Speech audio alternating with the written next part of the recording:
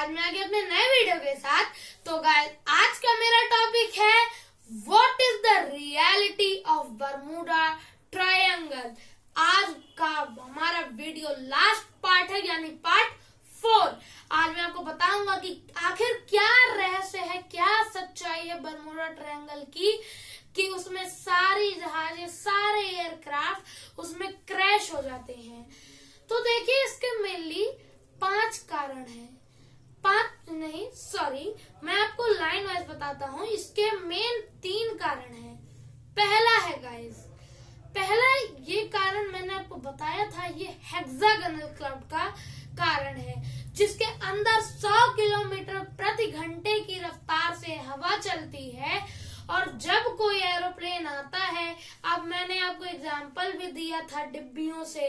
अब जैसे देखे, अब ये हेक्सागोनल क्लाउड के अंदर हवा चल रही है, अब ये इधर चल रही है और कोई प्लेन इधर से आया, तो अब हवा की स्पीड ज्यादा है और इसकी स्पीड कम है।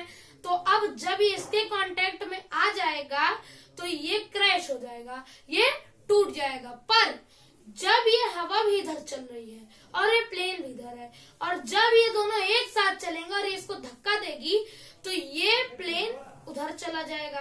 और यही होता था हेक्सागोनल क्लाउड वाले केस में। अब पहला कारण ये हो गया।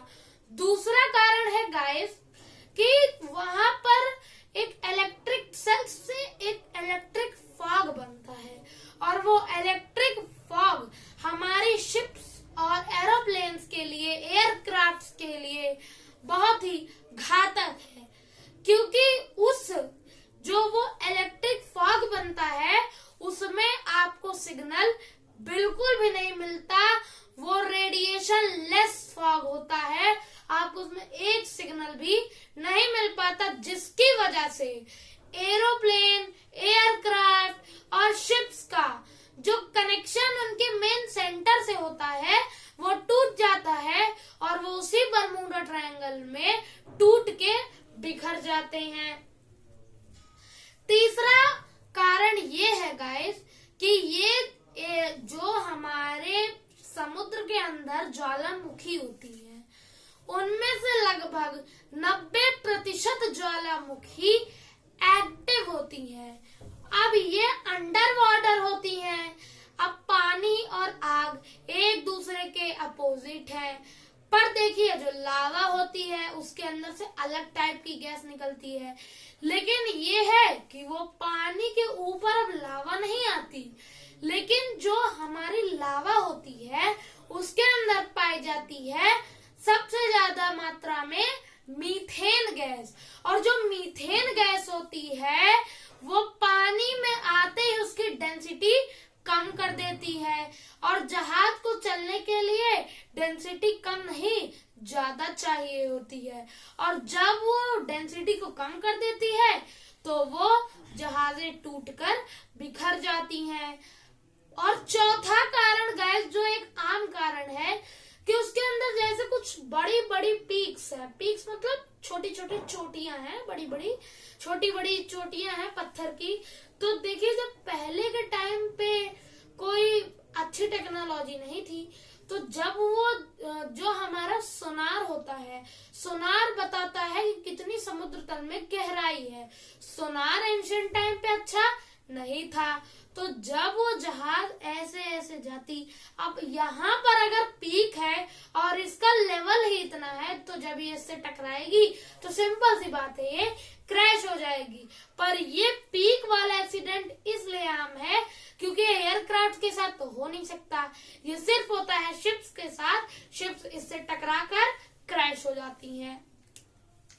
उसके बाद 5वां कारण ये है कि अब जैसे रडार हमारे अच्छे हो गए हैं, अच्छी टेक्नोलॉजी है रडार में। अब पहले के जमाने में जब वो जो एवोपोरेशन होता है उससे चक्रवात उत्पन्न होते हैं। चक्रवात मतलब थंडर स्टॉर्म। थंडर स्टॉर्म जब प्रोड्यूस होता है तो वो जैसे बिजली होती है और वो एक चक्रवात होता है। बिजली और चक्रवात दोनों जब मिक्स हो जाते हैं और खूब तेजी के साथ चलने लगते हैं, तो अब अगर उसमें कोई शिप जाएगा तो वो उसी में घूम घूम के उसको इलेक्ट्रिक करंट लगते रहेंगे, वो ओशन करंट लगते रहेंगे और एट लास्ट वो डेड हो जाएगा और अब वो शिप बचेगा नहीं। यही कारण होता है सबसे बड़ा शिप्स के साथ। इसीलिए मैंने पहले 5 बोला पर 3 मेन है, क्योंकि ये जो 3 कारण है एरोप्लेन एयरक्राफ्ट शिप के साथ होते हैं, पर ये जो 2 कारण है सिर्फ शिप्स के साथ होते हैं। अब जो शिप्स का सोनार था उसकी वजह से घटना होती थी और जो रडार था उसकी वजह से घटना होती थी। रडार हमें बताता है कि कहाँ कौन सा तूफान आने वाला है, और पिछले टाइम पे ऐसा हमें कुछ पता नहीं रहता था। अब बता देता है रडार कि यहाँ पर तूफान आने वाला है, यहाँ से मुड़ जाओ, राइट मुड़ जाओ, लेफ्ट मुड़ जाओ, जहां भी। तो ये थी गाइस हमारी पूरे बरमूडा ट्रायंगल की हिस्ट्री। और अगर आपने अभी तक मेरा पार्ट 1, 2 और 3 नहीं देखा तो मैं उन तीनों वीडियो के डिस्क्रिप्शन, इस वीडियो के लिंक बना के डिस्क्रिप्शन में डाल दूंगा। और अगर आपको जानना है कि फर्स्ट पार्ट में क्या था तो उस वीडियो में देख लीजिएगा। तो गाइस प्लीज मेरे चैनल को सब्सक्राइब, लाइक और कमेंट करिएगा कि अगर इसमें से कुछ छूटा है तो मैं उसको नेक्स्ट वीडियो पार्ट 5 भी बना दूंगा। तब तक के लिए जय हिंद, जय भारत।